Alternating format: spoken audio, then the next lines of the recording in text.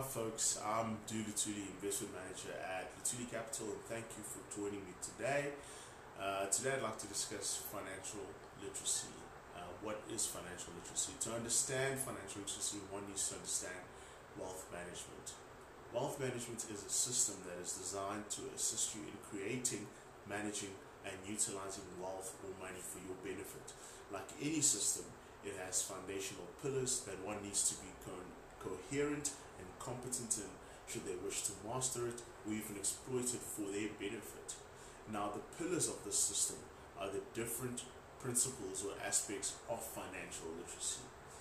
The basic financial guidelines that one needs to know and master if they are serious about creating generational wealth.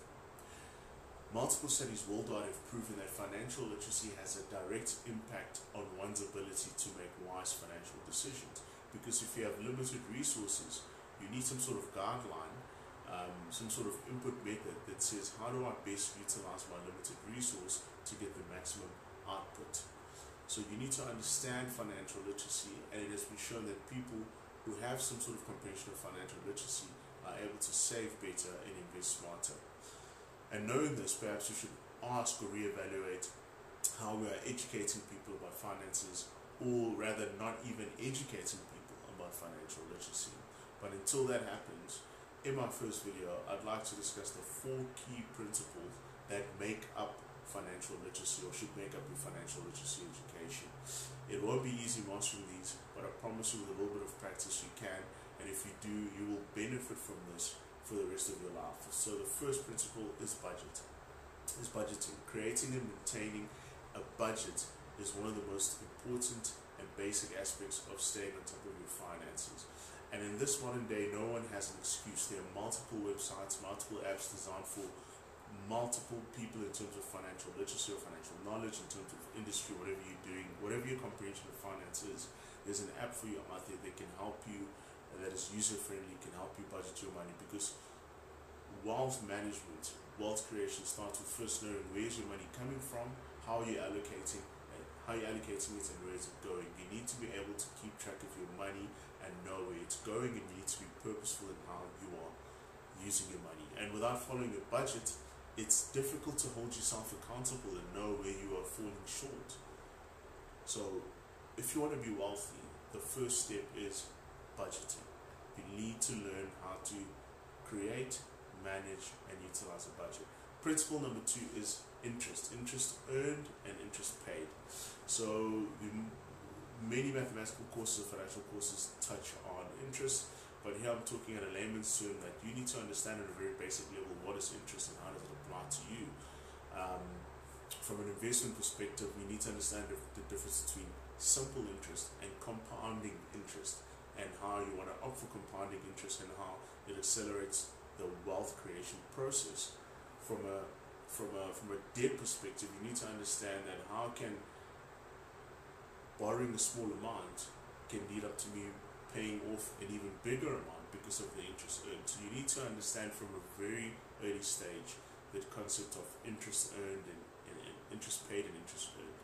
Principle number 3 is save and invest. Obviously, investing is an important aspect of maintaining a healthy financial situation, but the majority of people don't prioritize this aspect as much as they should, especially their retirement. The stats are absolutely horrendous, because people think, well, retirement, that will happen one day, blah blah blah, I'll get to it one day.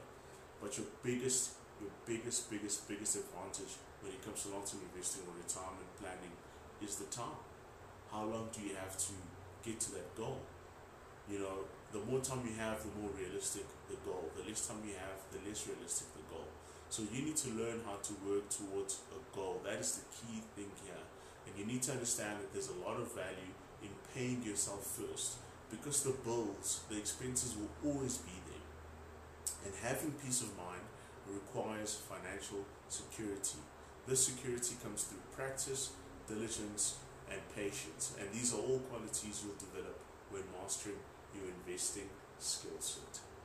Principle number 4, last but certainly not least, is the debt roller coaster. Maybe roller coaster isn't even the right term. Perhaps the debt downward spiral is a more accurate term. A And what does that mean? It means that it's much easier to lose credit than gain it. And many people don't realize how easy it is to ruin their credit rating and how difficult it can be to regain that rating before it's too late. That's why it's important. It's actually crucial to gain knowledge on debt and how you should be handling debt very early on in your life. Credit can be an extremely useful and powerful tool if it's managed correctly. It can make you even wealthier, but making rash decisions when you're young can end up costing you for years throughout your adulthood. So it's important to grasp the concepts and tools behind responsible credit practices as early on as possible. Those are the 4 key principles of financial literacy.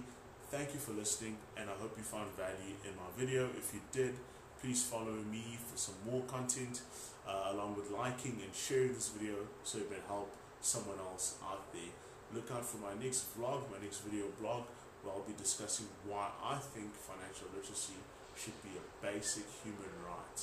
If you need help with your financial planning, please visit our website on lutulicapital.com and book an appointment with me or one of our consultants. Today, we look forward to hearing from you. Have a wonderful day. Thank you.